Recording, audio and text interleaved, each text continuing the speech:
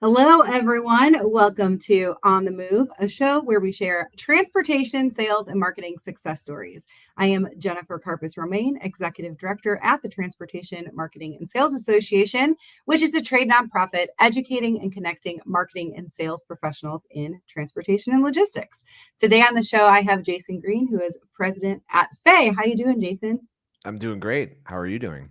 I'm doing very well. Happy to have you on the show. It has been a few years since Faye has been engaged in TMSA. For those who are unfamiliar with the company, can you give us a quick overview of what the company does and how it supports the industry? Yeah, totally. We help mid-market organizations wrangle technology for their sales, service, and marketing departments. And we have a deep expertise across CRM and CX technologies and software that allows us to do that. And we're one of the top systems integrator and reseller partners for a variety of different vendors in the space. Awesome. And what about transportation excites you guys the most as a industry? I think transportation for me excites me a lot because it's not something people think about a lot in their day to day. They don't think about the goods moving around on the roads and the rail and in boats, and they're just happy that their Amazon package shows up on time. And I think it's a huge part of the economy. And there's a lot of unsung heroes working tirelessly day in and day out to ensure the economy moves. Absolutely. That's how we feel in our space as well. And love talking about how to do that more successfully. And one of the tech pieces that is such a hot topic right now is the topic of AI. And implementation of AI or really any type of tech can feel really overwhelming. So, how do you guys advise companies to identify and prioritize AI projects that offer quick wins to get things really moving? Yeah, it's a great question. We tend to view AI as a bit more profound of a change on society as a whole.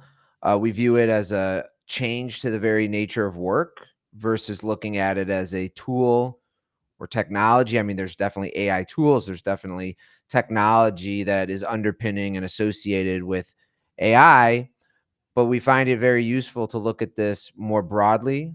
And from there, it's easy to start identifying low hanging things that you can do to get some quick wins. So just an example would be rewriting emails, having a AI agent for tone and voice of your brand that you can run content and marketing and sales content, but also replies for support through it, and even emails and communication from the finance department. So these are like quick types of things you can do with AI that just kind of scratch the surface.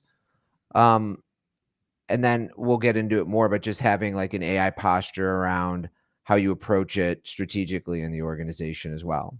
hmm I know one of the things that we've seen, we do a benchmarking study every other year. And when we got that results in at the end of last year, we saw that there's still a lot of companies that are really hesitant to embrace AI of any kind. And how do you advise them to really embrace the power of it, create proper protocols, parameters for safety and security purposes, but still utilize the technology that's available for them? Yeah, so it's interesting because this is coming up with a lot of organizations and owners of businesses that I speak to on a daily basis.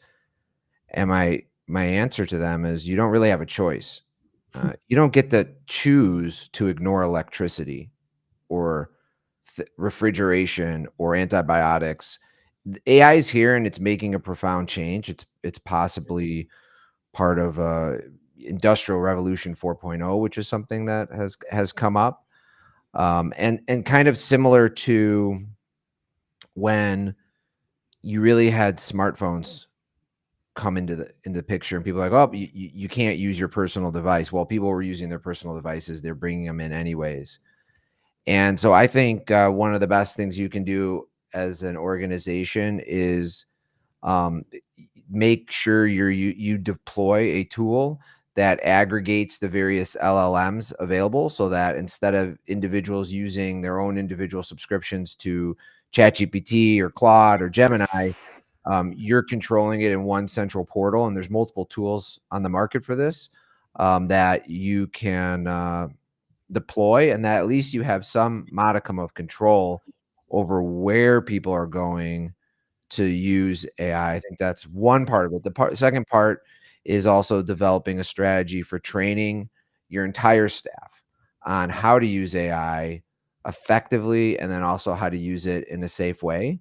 And then your IT department has to develop a posture around security and compliance, just like they do for any other piece of software or database or any other piece of IT infrastructure. Absolutely. That's also, I remember with our benchmarking study, we talked about it at one of our events. And I said, like, okay, who's in the room knows how their team is actually using AI? And if you don't have the answer to that, that's really scary because Right. you don't know what they're putting in. And especially if you aren't setting those security protocols, I'm sure your team is probably using ChatGPT just a little bit. And if you're not paying for it, it means they're using the free version that is putting in the information anywhere it wants to. So, like, having those proper parameters and accepting the reality of it, I think is really good advice. Yeah, 100%. And so, if a company is starting out in this AI journey, what's the first step that they should take? It's a great question. So the first thing a leadership team or owners of a business need to decide is they have to decide what they believe about AI. And what I mean by that is, do they feel it's hype and it's overblown and it's whatever, a nothing burger? Do they believe it's something similar to when on-premise computing went to the cloud, and so you had all these SaaS applications and cloud computing and this type of infrastructure? Do they believe it's more profound? Do they think it's 1994? It's right before the internet, and it's a massive, profound change that's coming. You're gonna start seeing new business models similar to how we saw Uber, not taxi. We saw Netflix, not Blockbuster, right? And these things that just simply weren't possible without the internet. Or do you believe it's even more profound? Do you believe this is 1882 and the first homes in the United States are being wired for electricity? And so, depending on what you believe, and you need to have some alignment on what you believe is going to direct how you develop a strategy and approach AI. So, step one is alignment at the leadership level about what you believe. I think that's really good advice. I think that alignment is always important. That's a soap up I get on all the time here. So, really great. And for the transportation industry specifically, what are some examples of then AI driven initiatives that have then delivered some immediate value to them? Yeah, I mean, there's a lot of different examples. I think in the sales arena, logistics companies are, sometimes they struggle. How do we prioritize which leads to focus on? Which accounts do we spend time calling into? Which RFPs do we respond to? And I think implementing AI in an iterative way that can help analyze the historic win patterns, customer behavior signals, any type of current engagement data and score opportunities based on the likelihood to close, things like that. You could see a lot of improvements in win rate increases, win rate, reducing the length of the sales cycle. And so that's one example in the sales arena. I think for customer service, an example could be like a freight forwarding company experiencing a high call volume that's having a lot of repetitive, like, where's my package? What's the status of this? What's going on? And so having automation that routes these, using augmenting the routing to be more intelligent with AI, to route it across different channels. And then even farther than that, taking the type of common things that are coming up and then just trying to improve the service process before you even get to that point. That's also, an example of specific for transportation logistics. And then on the marketing side, if if you're struggling with your messaging, you might have generic messaging. We've seen that where a company has generic messaging, their brand is kind of generic. It's not really resonating across their customer segments, which happen to be quite diverse.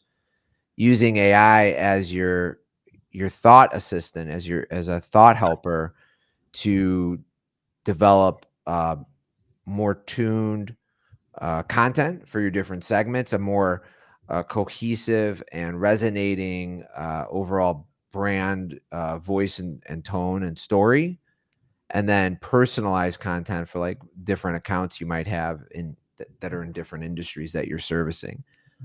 So those are three of many different Mhm. examples. Yeah, I think that third one really resonates with me because I think a common mistake I see with people in their sales and marketing is they want to say, oh, we can do everything, we can do it all. But people don't really care if you can do it all. They care what you can do specifically for them. They want to know that you are paying attention to their business and their needs. And so if you need to do multiple campaigns, multiple initiatives across different segments, one easy way to kind of get at least the thought starting is to use those AI platforms and be able to diversify that a little bit, because you do want to personalize it. You want them to know, no, we can do it all, but we really can do this and we do this really well. And this is how we can do it for you. Yeah, totally. Um, what are some of the long-term AI strategies that companies can be utilizing, or what are you seeing that people are starting to implement that are more than kind of those quick wins, little things that they could do? Yeah, so I'm gonna go back to what I was saying, how it depends what you believe, and if you believe it's profound, um, it's changing the nature of work. And so a place to start is with your org chart or accountability chart or both, depending on if what you're looking at. And start thinking about how your org chart's gonna change. What are the boxes that you're gonna have on your org chart that are agents? Because that's the world I believe we're going into. We're going to a place where your org chart is gonna have humans filling roles, and then it's gonna have AI, an agentic layer filling different spots on the org chart. And so starting to think about how you can augment different people in different roles is one thing. Starting to think about um, how your business model could potentially change is another thing. On the topic of the business model, it's really interesting because a lot of transportation logistics companies have a lot of data that they don't necessarily know how to unlock, and maybe they haven't unlocked it because it hasn't been useful to their particular business of products and services. But with AI, there's interesting things they could be doing that maybe cut across other industries that they're not even thinking about. So exploring and thinking through things that are really kind of far out there today, but about to be very possible tomorrow, which would be like kind of when you had the internet with Blockbuster video, and then all of a sudden you've got Netflix, and just trying to think through, create, what that means in the future. Um, Thinking about also the future, how you're going to have these different agents potentially talking to each other, communicating with each other. You could have entire functions in the business filled by 9 out of 10 are agents speaking with each other and producing generative results.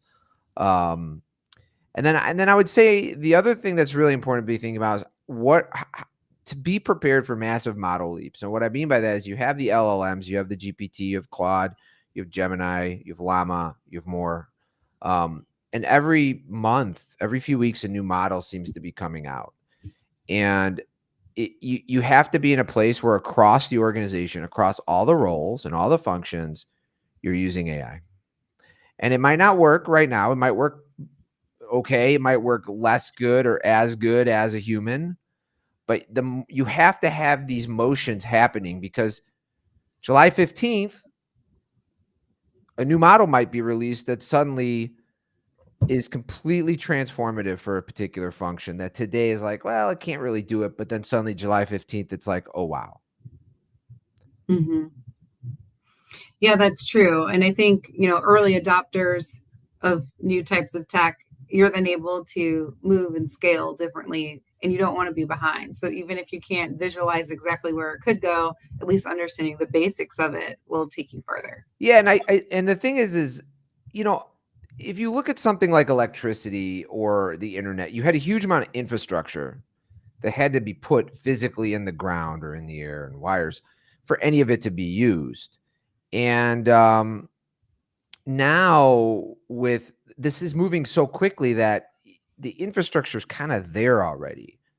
to be able to start using it. And so as an organization, you gotta be prepared for fast moving Mhm. changes here.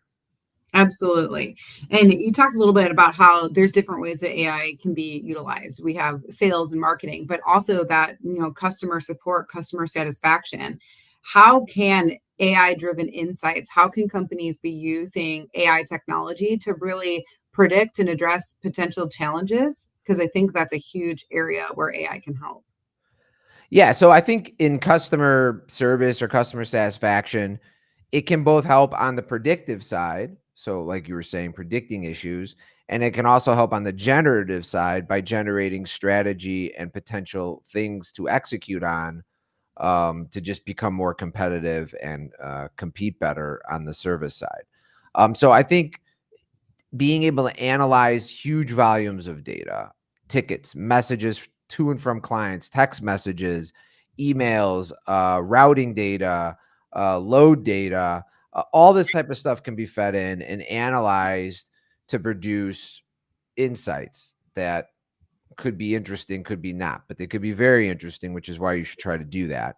Um, Tone and voice. So, for example, having the having customer service group make sure all the emails that they're emailing back, they're really doing it in a way that's uniform for the company. Analyzing the messages from clients to understand how they're feeling and the tone and the words that they're using. And so I think that's just a couple of the ways that you could use it to predict and address challenges. I like the idea of putting together some sort of digital board of advisors in the context of customer service to help you with strategy and as a sounding board for things that you're thinking about trying. So you might want to implement something new in customer service. And if you have like an AI board set up, you could ask that question and see what they say, which in some ways seems completely crazy that we're talking about this, but this is the world we live in. So, Mhm. I think it would be incredibly helpful for, I mean, you talked about it a little bit, looking at the overall data, but like sentiment analysis on a call. Like I was just on a customer service call where I had to talk to the representative for 30 minutes. That I was put on hold like 7 times. And then they forwarded me to the manager and he asked me how he could help me. And I almost lost my mind. I'm like, I've literally sat with your representative for 30 minutes and you don't even know what is wrong, like why I'm on this call. And he's like, well, we have to ask these questions. I'm like, okay, well then be like, hey, let me verify this is you or something. But like, I feel like on those calls, it's like if a load is missing or if there's some type of issue with a truck or things like that, like I feel like our customer service reps being able to know exactly the sentiment of the person they're about to handle before that comes in would be incredibly valuable for our teams. well, and I think, the, th- your competitors are going to figure this AI stuff out for their business. Hmm. And it's not a matter of they're going to implement a CRM or some marketing campaign or CX tool that helps them iterate a slight bit better as a company. They're going to figure this out in a way that makes them competitive 100-fold. And so you as an organization, you have to be working in AI. You have to be figuring out how this makes you uber competitive because A, your competitors will, and B, your clients are going to expect a level of service that is really, really high going forward because Hmm. they're going to be getting it from everywhere else. Hmm. Because Yep. people, yeah, Yeah, and we're constantly talking about how it's a saturated market and everyone's selling and trying to figure out what the differentiators are and how can we better target our customers and better support our customers. And there's a whole bunch of solutions that are out there if we embrace them. yeah, 100%. Do you see any misconceptions about AI in logistics that you think need to be addressed today to make for like a better tomorrow? Yeah, I think there's definitely some misconceptions. One of them being this idea it's got to be kind of this all or nothing transformation. Most things we've seen are start small, they start targeted, and they iterate and expand. Other misconception is around it being a tool or a technology versus an actual change in the nature of work, that you can just do an AI project, but it's really about getting your staff AI certified, AI proficient, and embracing it on a minute, an hour to hour basis in their day to day. Another misconception is around AI being this massive cost cutting and headcount reduction thing. But I, it's actually really about augmenting your staff to make them superheroes. We're not seeing headcount reduction with clients. We're seeing them make their existing staff do more and do it in such a way that each person on the staff who really embraces AI, who really knows how to use it, becomes this almost superhero in the organization. And so really kind of interesting what we're seeing in that regard. And it's important, that the staff, that the workforce really understands that you're embracing AI to help them and not eliminate their job, because they're not going to want to use AI if they think it's going to eliminate their job. And so this is part of really making sure at a cultural and values level that organizationally you're embracing it and being AI first, and the company understands what's going on. Sometimes I think companies think you need a lot of data scientists or massive investments to do this type of AI work, and you don't. The barriers to entry and do work in AI are much lower than that. And the notion that AI is only for big companies, right? In fact, I think AI offers a real interesting value proposition for the smaller and mid-market organizations, allowing smaller organizations to do way more than they could normally do, which allows them to compete with larger companies, which is pretty cool. Absolutely. And Faye will actually be coming to TMSA Elevate this year to talk more about this topic, to actually do a demo presentation talking about how you can future-proof your transportation and logistics company by upskilling your workforce with AI for that immediate ROI, which I think is incredibly important. All the things that we're talking about today. It's been a few years since Faye has come spoken at a TMSA event. What can attendees expect from that session? Yeah, I mean, one of the things we typically are doing in those types of sessions is getting in the weeds. It's not just fluffy stuff or high level or 30,000 feet. We get in the weeds. We go over some technical things. We show some tools. Probably will be interactive, giving you an opportunity to do some experiments and try some different things out. I mean, our goal is to make it really useful to the audience, so they walk away having learned something and not being sorry that they came. So that's what we're looking to do in these type of sessions. Yeah, we're really excited for it. This will be part of the demo track that TMSA is doing this year. This is our first ever demo track that we've done. And part of it is because we know that there's a lot of technology out there on the market, and our members, our attendees need to see how to actually use it. So we're really excited to have you guys back doing that session. Elevate this year is June 8th through 10th in Austin, Texas. And you can register, as you can see down here, at events.tmsatoday.org. So really excited about that session and for our demo track and debuting it this year. I did want to pivot a little bit to have a different kind of conversation with you now. And because I feel like as humans, as business professionals, we don't always get an opportunity to like publicly recognize people who have changed your professional life and the trajectory of your life. And so I feel like anyone who's listened to this podcast or who has met me through TMSA over the past 3.5 years have heard the very engaging, wonderful story of I came to TMSA as a member, and I then felt the call to lead when I knew that the previous leadership was leaving. And I left my company that I was working for. And it's this great story, super motivational for TMSA. But I don't always talk about like how hard it was to leave that company, and specifically the boss behind that believed in me in a way that no one else had, and gave me the space to learn and grow and tackle the world in a way that no one else had.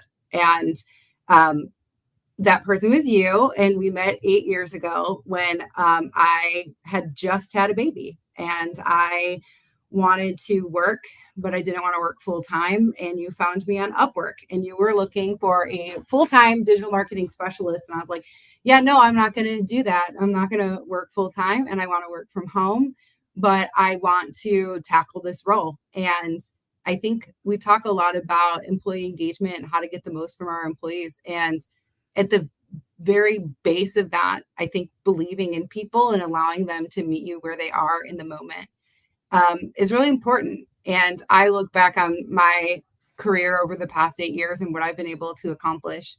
And I don't think I would be able to lead in the way that I do, or lead at all, if it wasn't for you taking a chance on me back then. So I wanted to publicly thank you for that and acknowledge that here on the podcast today. Well, thanks. That was really kind words and nice of you to say. I mean, you had the time, you had a lot of energy, and you're ready to go. And I'm glad we brought you on. And I think a lot of it is about showing up. And I think too much people just kind of give up or don't show up, and um, people don't necessarily take the agency they have. And that, is just really, really important. So, yeah, Mhm. glad I was able to help you early on. Yeah. And I think part of that, especially looking back then, is we look at work in a certain way, and a lot of times it has to be one way. And everywhere I'd worked previously was very like a 9 to 5, you have to come to the office every day environment. And I don't thrive in those environments. I need to come downstairs and have my coffee and just work and not talk to people for a couple hours. And I I thrive there. And so I always really appreciated that you, yes, I mean, obviously I just had a baby too. So I didn't want to work full time. And then eventually I got to full time. But like you met me where I was at the time and helped me grow up. And I feel like that isn't talked about enough in our professional environments either. Like sometimes people can't do exactly what you're looking for in the moment, but they have the qualities or skill sets you could be looking for if you just open your eyes a little bit more. And so I think that's really important to discuss and talk through too, because yes, people like look at me now as like the leader of TMSA, but had I not had that opportunity to grow at my pace at that time, I wouldn't have gotten here. Yeah, there's a lot of parts of society that are kind of outmoded in the sense that they haven't caught up to the current age. And that whole idea of 9 to 5 in an office, Monday to Friday, is really, it's outmoded. I'm not saying in an absolute sense it should never be that, or sometimes it doesn't have to be that, or some Mhm, roles it shouldn't. But, in when you're running a company, and when you need to have people in the right seats and the right roles, and you're putting a team together, it's not always going to be perfect in terms of the conditions. And so if you find people that you believe are capable and can fill certain roles and responsibilities a certain way, if it makes sense, you should consider trying to make it work, especially for women who have just had children, or child. And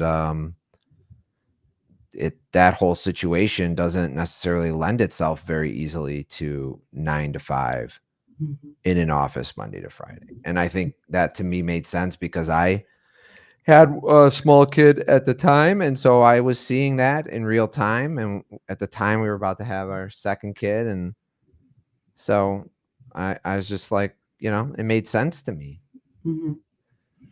Yeah, and I was really appreciative of that. And then just allowing, I'm a person who knows what I know, but I want to learn more. And there, I think as leaders, it can be hard to let people grow without like micromanaging them, or figuring it out. So I always appreciated that as well.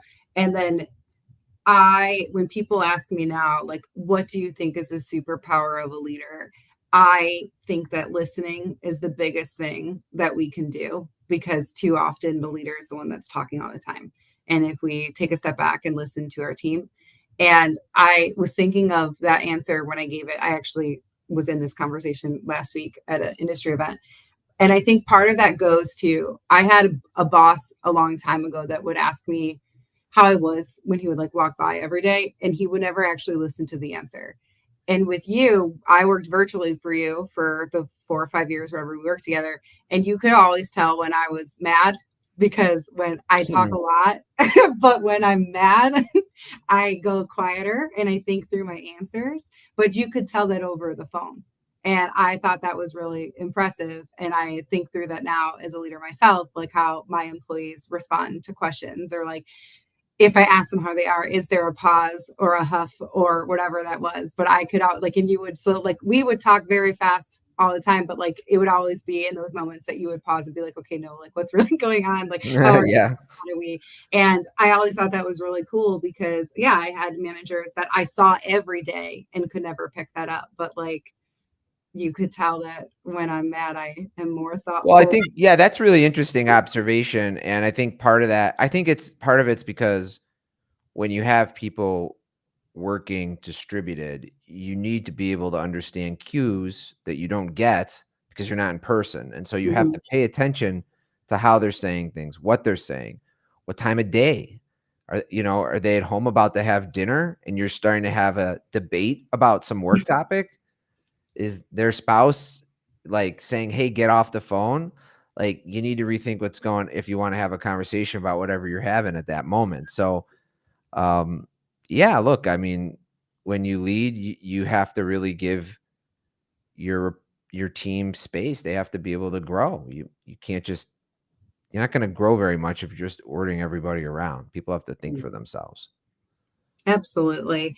And yeah, I just wanted to take some time here in the interview since I had you on the show to like go down memory lane and really walk through that. And because I have told those stories privately, and people listening to this are probably like, oh, this is that guy that she talks so highly of. So now they can have a name and a face to you. And so appreciative of our time and excited that you guys have come back into TMSA and coming to talk things. I'm excited too because people have been asking me CRM, CX questions for the past 3 years Yeah, because they still think it's important and talk about. So excited to have you guys back. And that takes us to the last question of the show that I ask everybody who comes on. And if you could go back in time and advise a younger Jason anything, and that's personally or professionally, when would you go back to and what would you tell him? so I think there's a few things I would tell my younger self. Let's say I go back to myself when I'm like 20 or 21 or something. I would first tell them to remind myself that time is your most valuable asset. Like when you're young, you're a time billionaire. You're like the richest person on earth when you're young because you have so many minutes ahead of you. And I think to just think through how you're spending your time and how you're moving the ball forward on various dreams that you have.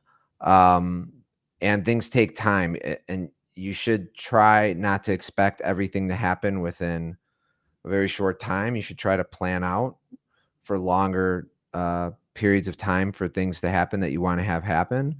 I think another thing that I really would have pushed my younger self is to find and maintain a formal mentor relationship with someone who can mentor you. I mean, I've had Mhm. people that I consider have mentored me per se, but not in a formal way. And I think one of the greatest things you could do for yourself, really at any age, but especially we're talking to my younger self, find a mentor or multiple mentors to advise you and help you understand the different arenas of your life. Um, and then in terms of business, your career, just in business, focus on providing value, whether that's to the client, to your boss, to your company, to your colleagues. Just provide value, really good value, and everything else will follow. Um, it's provide value and always show up. I think that's all really good advice. I even like when you talk about the mentorship and the different facets of life, because that's something that I've come to terms with is that you can have a mentor for like 6 different things that are going on, and they're all from 100%. different perspectives. Like, you don't have to just have 100%. one guide that gets you through everything. So, I think that's really good Yeah, advice.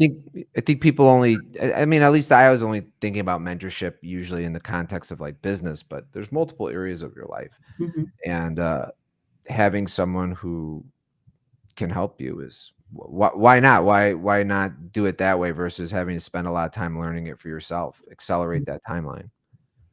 Absolutely. Well, thank you so much for coming on the show today and all that you have done for me. Anyone watching the show that wants to catch next week, we will be interviewing Tammy Richter, who is the Vice President of Event Operations at South by Southwest, who will also be taking the stage at TMSA Elevate. So we are excited to have her come on the show and excited to have Faye back into TMSA. Thank you for joining us. Have a good one. Thank you. Take care.